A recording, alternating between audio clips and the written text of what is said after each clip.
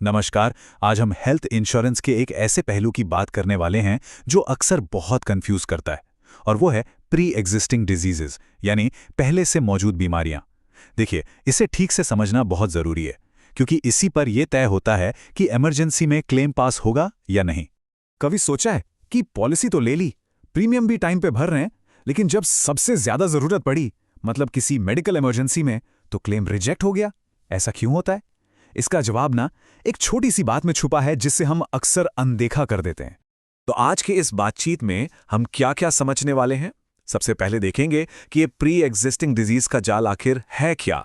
फिर बात करेंगे वेटिंग पीरियड की, मतलब इंतजार क्यों करना पड़ता है, इस इंतजार के दौरान क्या कवर होता है और क्या नहीं, वो एक बड़ी गलती कौन सी है जिससे बचना है। और आखिर में स्मार्ट तरीके से पॉलिसी कैसे चुने, इस पर भी बात करेंगे। चलिए, तो सबसे पहले बात करते हैं प्री एग्जिस्टिंग डिजीज के इसी जाल की। देखिए, कुछ ऐसी बातें हैं जो लोगों को पता ही नहीं होती और बाद में वही दिक्कत की जड़ बन जाती हैं। तो ये प्री एग्जिस्टिंग डिजीज, जिसे शॉर्ट में पीईडी भी कहते हैं, आखिर है क्या चीज़? बहुत सिंपल है। कोई भी बीमारी, कोई भी मेडिकल कंडीशन जो हेल्थ इंश्योरेंस पॉलिसी खरीदने से पहले से थी। और हाँ, इसका मतलब सिर्फ डॉक्टर का डायग्नोसिस नहीं है। अगर पॉलिसी लेने से पहले किसी बीमारी के लक्षण भी थे या कोई इलाज चल रहा था, तो वो भी इसी में गिना जाएगा। अगर इसे और आसान भाषा में समझना है तो कुछ कॉमन एग्जाम्पल्स देख लेते हैं, जैसे कि डायबिटीज, हाई ब्लड प्रेशर, दिल की कोई बीमारी, अस्थमा, थायराइड की प्रॉब्लम या किडनी से जुड़ी कोई दिक्कत। इनमें से कुछ भी अगर पॉलिसी लेने से पहले से है तो उसे प्री एग्जिस्टिंग डिजीज माना जाएगा। अब यहीं से एक और बहुत जरूरी कॉन्सेप्ट निकल कर आता है, वेटिंग पीरियड। सवाल यह है कि इंश्योरेंस कंपनियां पहले दिन से ही सब कुछ कवर क्यों नहीं करती, क्यों इंतजार करवाती हैं? इसके पीछे एक सॉलिड कारण है। देखिए, इंश्योरेंस का पूरा खेल रिस्क मैनेजमेंट पर चलता है। जरा सोचिए, अगर ऐसा होने लगे कि लोग बीमार पड़ें और फिर फटाफट पॉलिसी खरीद लें और कंपनी तुरंत क्लेम भी दे दे, तो पूरा सिस्टम ही बैठ जाएगा, राइट?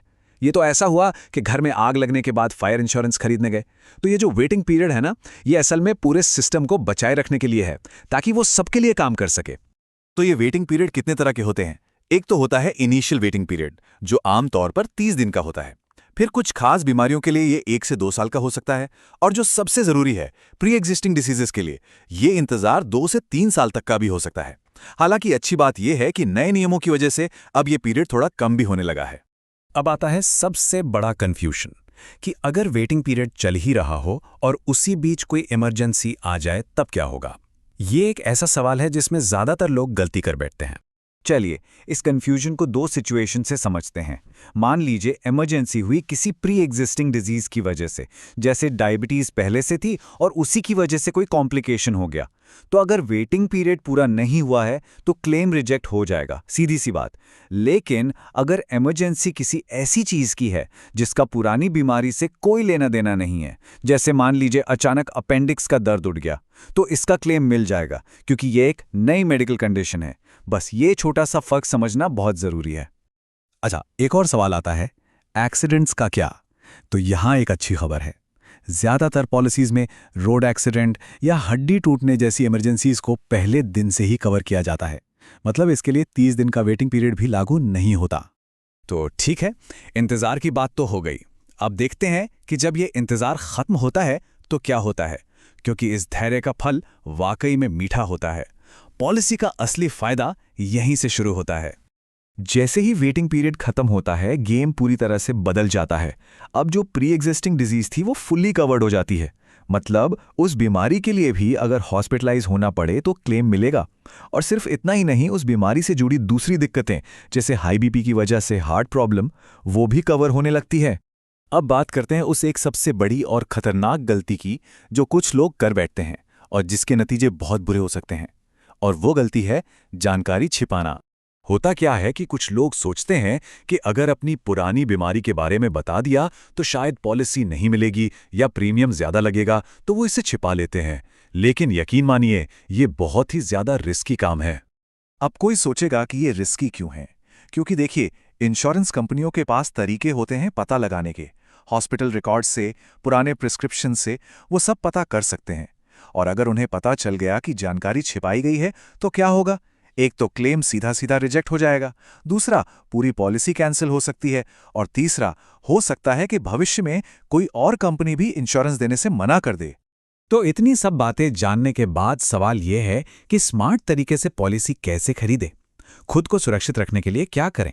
चलिए, इसके लिए एक सिंपल सी चेकलिस्ट देखते हैं। ये रही स्मार्ट बाइंग चेकलिस्ट। नंबर 1, अपनी हर मेडिकल कंडीशन के बारे में ईमानदारी से बताएं, कुछ भी मत छिपाइए। नंबर 2, जो भी पॉलिसी ले रहे हैं उसके वेटिंग पीरियड को ठीक से समझ लें। नंबर 3, अलग अलग पॉलिसीज को कंपेयर करें और वो पॉलिसी ढूंढें जिसमें वेटिंग पीरियड कम हो। और नंबर 4, जो कि सबसे जरूरी है, इंश्योरेंस तब लें जब आप यंग और हेल्दी हों। जितनी जल्दी शुरू करेंगे उतनी जल्दी वेटिंग पीरियड खत्म हो जाएगा। तो कुल मिलाकर बात यह है कि हेल्थ इंश्योरेंस सिर्फ एक प्रोडक्ट नहीं है जिसे खरीद लिया और काम खत्म। ये एक तरह का एग्रीमेंट है, एक समझ है। इसकी शर्तों को जानना ही वो चीज़ है जो किसी को तब बचाएगी जब इसकी सबसे ज्यादा जरूरत होगी। और आखिर में बस एक सवाल कि क्या किसी की अपनी पॉलिसी उस मुश्किल घड़ी के लिए वाकई में तैयार है? इस सवाल का जवाब जानना ही सब कुछ बदल सकता है।